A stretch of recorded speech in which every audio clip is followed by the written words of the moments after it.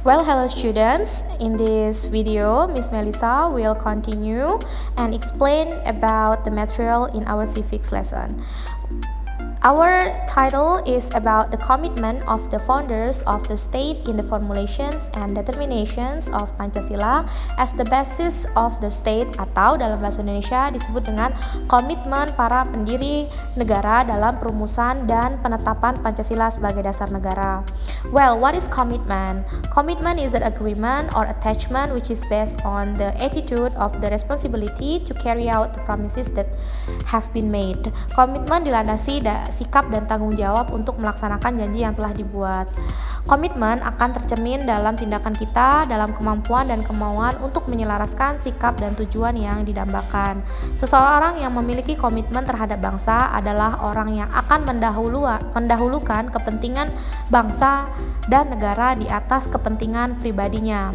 Jadi, komitmen para perumus dasar negara dapat diartikan sebagai suatu bentuk ikrar atau janji untuk merumuskan dasar negara dengan sebaik-baiknya.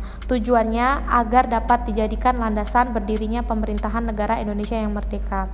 Well, the next is the commitment values of the founders of the nation contained in Pancasila are as follows.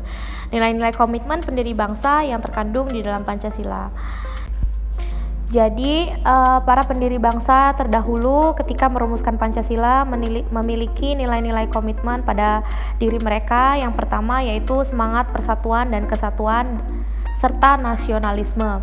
Yang kedua, para pendiri bangsa memiliki rasa terhadap bangsa Indonesia, lalu pantang menyerah, aktif dalam mencapai cita-cita bangsa yaitu merdeka, bersatu, berdaulat, adil dan makmur. Yang kelima yaitu menempatkan kepentingan negara di atas kepentingan pribadi maupun golongan. Jadi mendahulukan kepentingan negara dan menyampingkan kepentingan pribadi. Selanjutnya yaitu mengutamakan persatuan dan kesatuan bangsa di atas kepentingan pribadi dan golongan. Selanjutnya mengedepankan musyawarah dan menghargai pendapat orang lain. Yang terakhir, tidak memaksakan pendapat. Jadi dalam merumuskan dasar negara, semua pendapat dari beberapa tokoh ditampung lalu didiskusikan atau dimusyawarahkan kembali sehingga mendapatkan hasil yang tepat untuk perumusan dasar negara Indonesia. Next, how to carry out the national commitment at this time. The current national commitment can be realized through the participation in various fields. For example, a student studies diligently and a politician strive for the interests of the people honestly.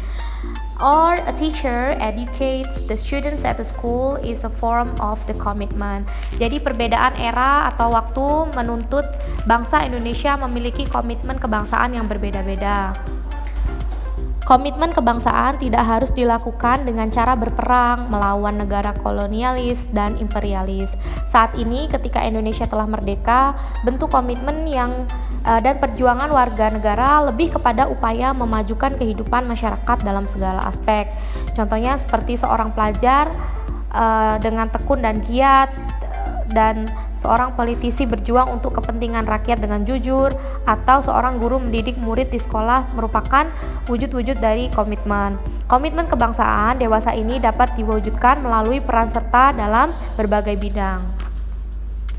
Selanjutnya, the founders of the nation realized that the mandate carried by the young generation in the future was not easy. The younger generation needs to realize their own potential and responsibility for the progress of the nation. Setiap bangsa besar memiliki cita-cita luhur yang ingin dicapai dalam mengisi kemerdekaan dan meraih kejayaan. Para pendiri bangsa menyadari bahwa amanat yang diemban generasi muda di masa depan tidaklah mudah. Generasi muda perlu menyadari potensi diri dan tanggung jawabnya terhadap kemajuan bangsa. Generasi muda adalah agen perubahan suatu bangsa. Bapak bangsa kita yaitu Insinyur Soekarno pernah berkata, beri aku 1000 orang tua, niscaya akan kucabut Semeru dan dari akarnya. Beri aku 10 pemuda, niscaya akan kuguncangkan dunia. Ungkapan tersebut menggambarkan keyakinan sang proklamator terhadap potensi generasi muda. Hal tersebut terbukti karena pada saat ini banyak generasi muda yang berhasil mengharumkan nama bangsa. Mereka mengharumkan nama bangsa melalui berbagai prestasi di berbagai bidang, di antaranya di dunia pendidikan, olahraga, dan teknologi. Para pendiri negara telah meletakkan fondasi yang kokoh sebagai dasar perjuangan kepentingan bangsa dan negara.